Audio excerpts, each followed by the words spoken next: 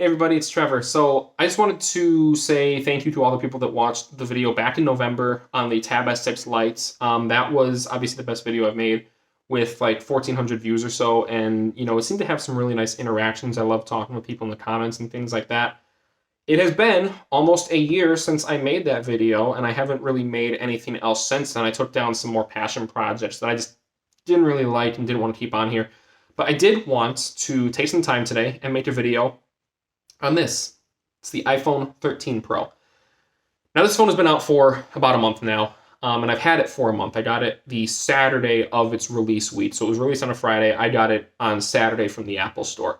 It just was easier for me to coordinate schedules like that and go and get the phone.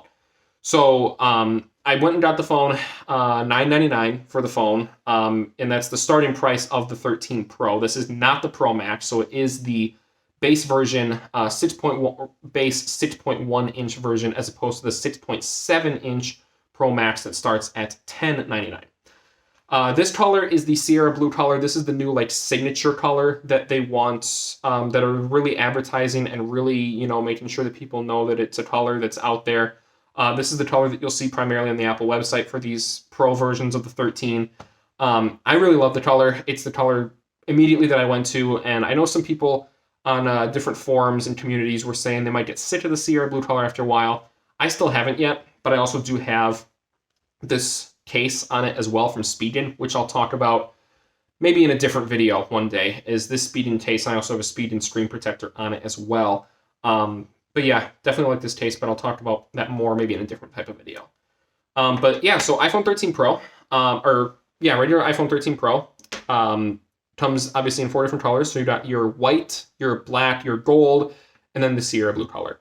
As far as the specs are concerned, it's got Apple's new A15 Bionic chip in there. So it's a step above the 14 from last year's iPhone 12 and the 12 Pro line as well. So this one, faster than the 12, obviously. But the biggest things here are going to be the screen and the cameras and the battery.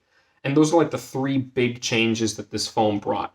But first, some other specs really quickly here. So again, A15 Bionic chip.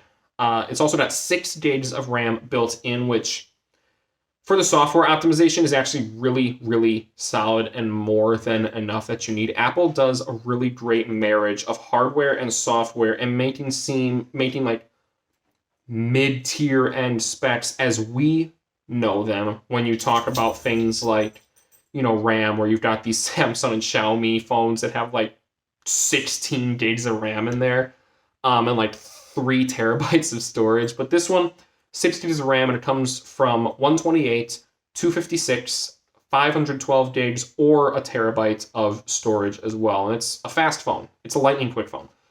But as far as those specs are concerned, it's also got the bigger battery and things like that, which I'll get to in a minute.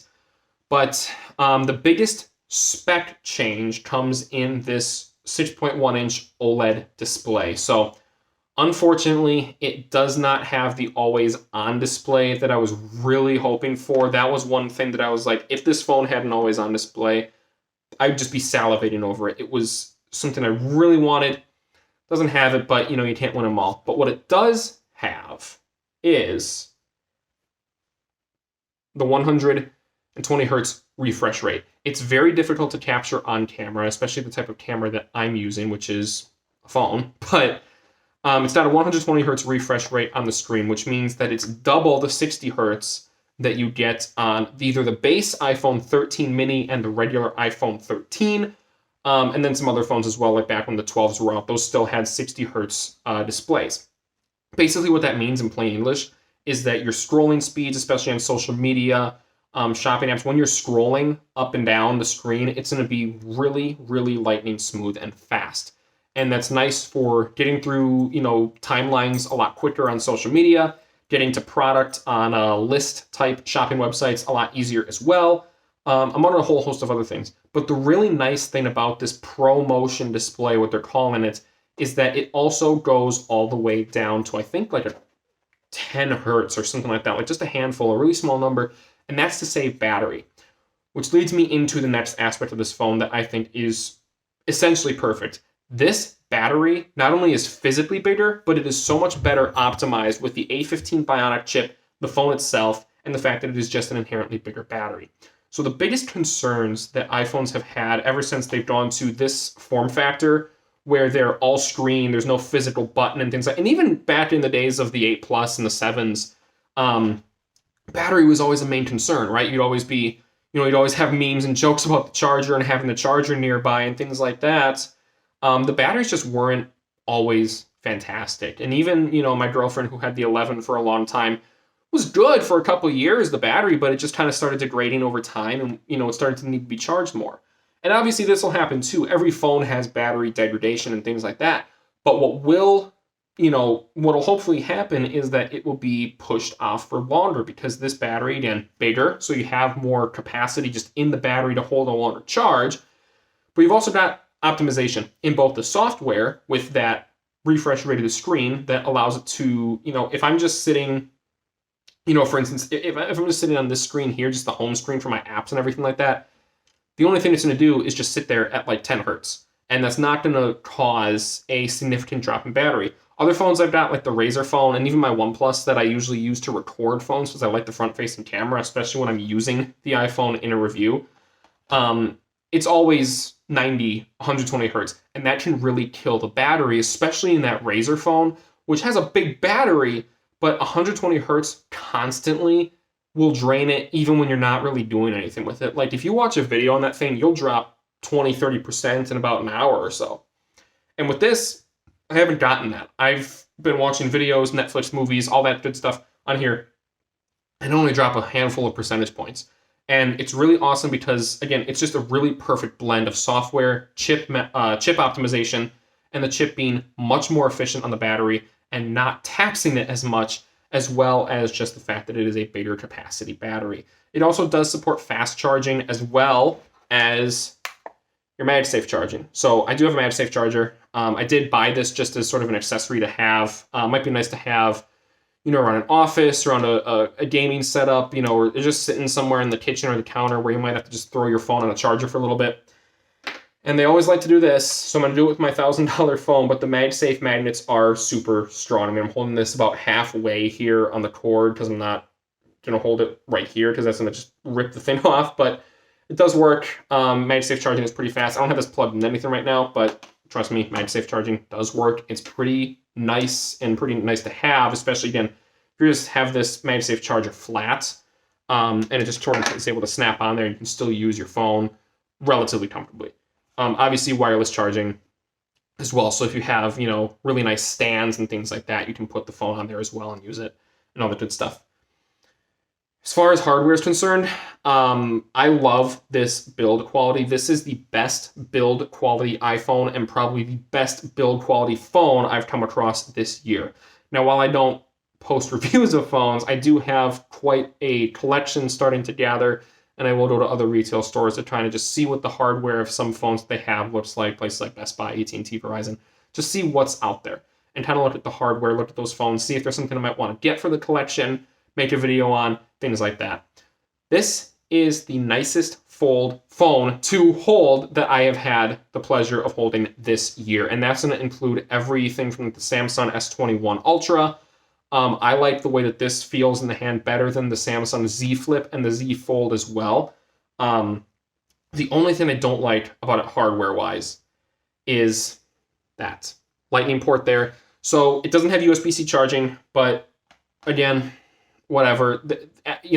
The good thing is that they give you the charging cord for it. They don't give you the charging brick again, so that's still the thing that is not going to happen, and I think we're going to see more phone manufacturers go to that. Samsung does it. Xiaomi does it now. I think a couple other places do it as well, where we're just not... Google Pixel 6 does not come with it. So, do I like that trend? Not really, but whatever. I have enough where I'm able to just have a spare charging brick. Now, with the charging cord that you get, it's obviously going to be Lightning on the end, so you don't have to worry about that. What you do have to worry about is that it is going to be USB-C. So this is not going to work with your typical really teeny tiny 5-watt charging bricks that you might have from older iPhones, like the 11, the 10, and before the boxes got narrower with the 12s. And also, if you bought an iPhone now in the last year, you don't get the charger either. But just make sure that when you do buy a charger, that you do get the USB-C version. So I've got quite a few of them, which is nice enough for me to just be able to really quickly grab one and pop it in. I don't have the official Apple one. I actually have one from my old Pixel 3 XL that has USB-C for its receiving part. So I'm just able to use that when it charges fast. I think this phone is capable of like 20 or 25 watt fast charging. I've been able to charge this thing up really, really quickly. But as far as the rest of the hardware is concerned, frosted sort of glass here. So this won't get fingerprints at all. Like you can hold this like a caveman and it won't get fingerprints. The part that's going to get fingerprints is the stainless steel around here. So on the Pro versions of the 12 Pro, 12 Pro Max, the 13 Pro, and the 13 Pro Max, they have these colored stainless steel bands around them. I don't care how clean your hands are. I don't care how much you wash your hands. I don't care how much you polish that phone's sides. The rails are going to get dirty. It's gonna happen. And even with a case like this that is relatively protective, but these cutouts will allow fingerprints to get there. It's just the nature of working with stainless steel. The regular versions of the 12 and the 13, the non-Pro versions, they have aluminum, so it doesn't collect fingerprints, but the back does. So it's kind of the trade-off here where it's very different, where the back of the phone won't collect fingerprints, except for the Apple logo, because that's still like traditional material. So this will collect fingerprints here, but the rest of the phone won't. And I actually really like that. As far as the frosted glass is concerned. Got 3 massive camera sensors here on the back. They take really awesome photos, probably the best photos that have come out on a phone this year. Obviously, the S21 Ultra is always going to be in that conversation. And some manufacturers too, Xiaomi and OnePlus, are getting really good at pictures, and we can't really have them in the US, but Huawei in China and Europe is getting really good at taking those pictures, but I still put the iPhone cameras up against anyone for phone cameras. This is by far the best looking picture that I've gotten from any of my phones that I've ever worked with. This one is awesome. You get your 4K recording. You get really awesome 12 megapixel sensors for your regular photos. You have portrait mode. You've got really awesome, just time of flight. There's a LiDAR scanner on there. The flash is bright enough for night pictures. It just does a really good job of taking pictures, and it doesn't have to do too much in the software to make them look better. Some manufacturers, particularly Google, will, and this is credit to them, their software is awesome, but they'll make up for the lack of perhaps high-end, like A-tier hardware in the cameras by making tricks with software to make it look better. Now, that does save money on the hardware perspective, and that can kind of cut costs down. For instance, the Pixel 6 Pro doesn't have the world's best camera system, but it does have really awesome software, so you don't have to spend a ton of money on the camera system like Apple might have to do, where they're relying a lot on the hardware, but they do have really awesome software as well in this phone to really optimize those pictures. That's really it, honestly, regarding this phone. If you own the iPhone 12, you'll notice that this phone is remarkably similar to the iPhone 12, except for those 3 key areas: battery, screen/display, and cameras. And those are really right now the 3 biggest factors. iOS 15 is super easy to use. I know that a lot of people are not too high on iOS 15. A lot of the friends I have in real life that have iPhones that have now upgraded to 15, just not liking it, just really don't like that software. I personally haven't had a problem with it. Now, granted, this is the first iPhone I have owned since the 8 Plus. Now, I've used other iPhones before. Again, my girlfriend had an 11 that I have used before. I've gone into stores and played around with them, but I haven't owned an iPhone since the 8 Plus, and that was only a couple of years ago that I really had that phone. I got it late, obviously, before I kind of jumped into the tech game here. But, I learned this software very quickly, and the gesture navigation works. It works really well. It works better than any of my Android phones that I have, which are now 8 at this point. It's silk smooth for the display and scrolling and things like that. a lot of my friends in real life will realize that I've ragged on Apple a lot, and I just like joking about a lot of companies. I'll make a lot of jokes about Samsung, about OnePlus, and things like that, but I also make a ton of jokes about Apple. Here's the thing, though. If people ask me, and in previous jobs I've had people ask me what phone I recommend, I will tell them 90% of the time just get an iPhone. It's just so much easier to use. They make it so that it's really easy to use. And while for me personally, I'll probably always just be an Android guy just because I like having the customization features, because that caters to me. This phone right here might not be the 13 Pro because it is $1,000 and the Pro Max is $1,099. But the Mini, I don't like the form factor of it that much, but it is only $699, and then the regular 13 is $799. And if people are looking for the newest iPhone 13, the iPhone 13 or the 13 Pro, because the Pro gets you that extra camera, the ultra-wide lens. The 13 is only $799. It has the same specs, same size, just missing that camera really, and that display. That's a 60 hertz screen as opposed to the 120. But honestly, 75% of the people that are probably watching this video right now, this is the one to get. There's a lot of different ways to do it. There's a lot of different ways to go about buying the phone again. I got it on Apple Card and finance it.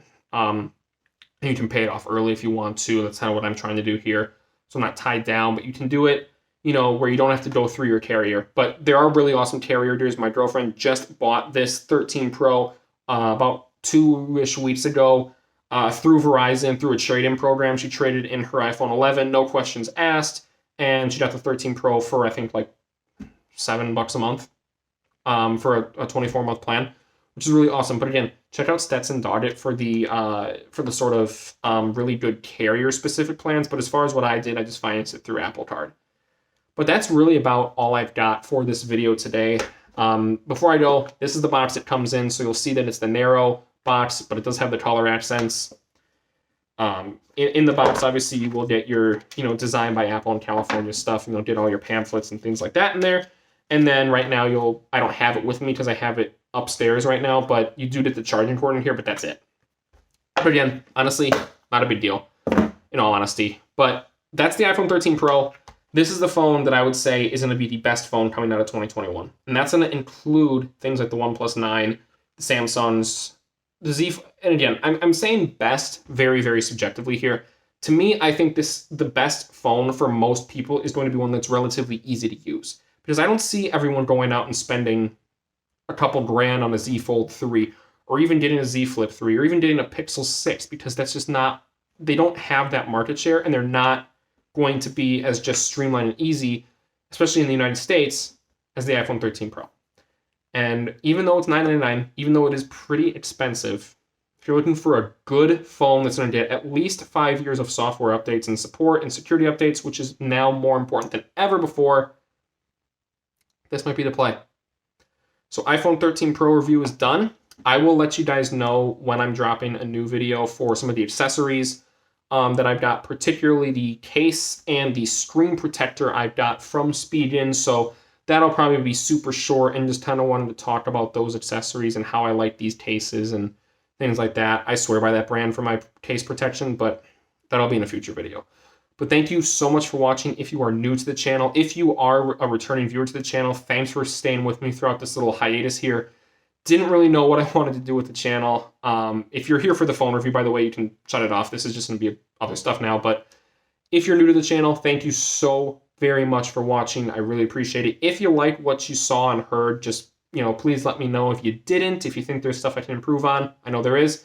Definitely let me know that too. I'd really appreciate feedback on it so I can see how I can get better in this space. But that's really about it. But if you're returning, thank you for staying with me through this 11-month kind of hiatus thing here and coming back and being interested in the video. It's greatly appreciated. Hopefully a lot more stuff coming in the future. I really hope to do a Pixel 6 video. It'll probably be the regular 6. I'm not a big fan of the 6 Pro, mainly because I don't like the colors on the 6 Pro. But we'll see what happens, but hopefully that video comes before the end of the year. I'm just going to try and figure out some logistics of that. But again, as always, thank you so very much for watching. Take care. Bye.